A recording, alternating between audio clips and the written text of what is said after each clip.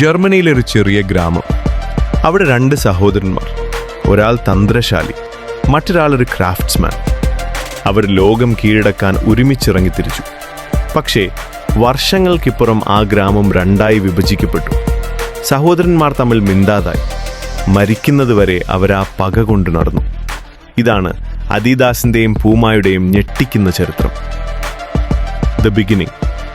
ഈ കഥ തുടങ്ങുന്നത് 1920കളിൽ ജർമ്മനിയിലെ ഹെർസോഗെനൗറാക്ക് എന്ന കൊച്ചു പട്ടണത്തിലാണ്.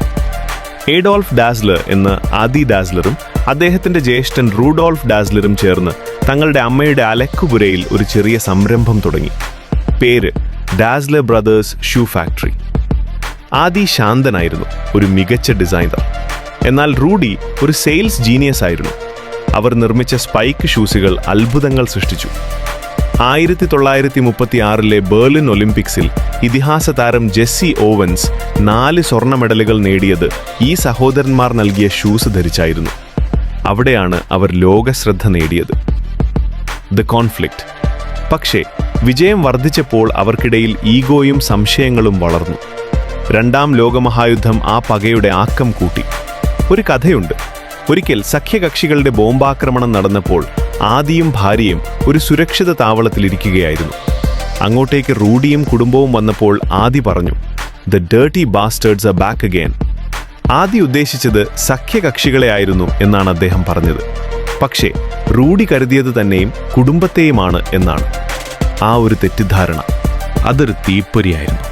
പിന്നീട് റൂഡി പട്ടാളത്തിൽ പിടിക്കപ്പെട്ടപ്പോൾ തന്നെ ഒറ്റിക്കൊടുത്തത് ആദിയാണെന്ന് അദ്ദേഹം ഉറച്ചു വിശ്വസിച്ചു. ആ ബന്ധം അവിടെ തകർന്നു.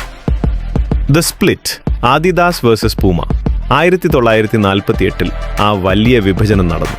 കമ്പനി രണ്ടായി പിളർന്നു.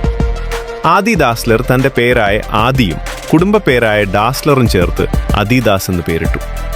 റൂഡി ആദ്യം റുഡ എന്ന് തുടങ്ങിയെങ്കിലും പിന്നീട് അത് കൂടുതൽ സ്റ്റൈലിഷായ പൂമ എന്നാക്കി മാറ്റി.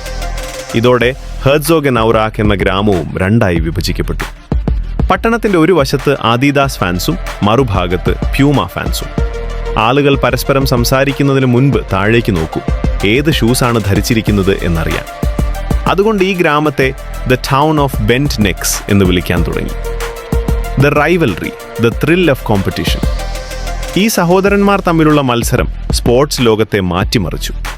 ലോകകപ്പ് ഫുട്ബോളിലും ഒളിമ്പിക്സിലും അവരവർ താരങ്ങളെ സ്വന്തം പക്ഷത്താക്കാൻ കോടികൾ എറിഞ്ഞു.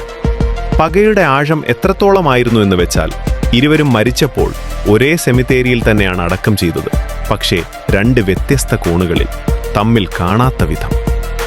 ഇന്ന് നാം കാണുന്ന ആ 3 വരകളും ചാടി നിൽക്കുന്ന പുലിയും വെറും ബ്രാൻഡുകൾ മാത്രമല്ല. അത് 2 സഹോദരന്മാർക്കിടയിലെ തീരാത്ത പകയുടെ അടയാളങ്ങളാണ്.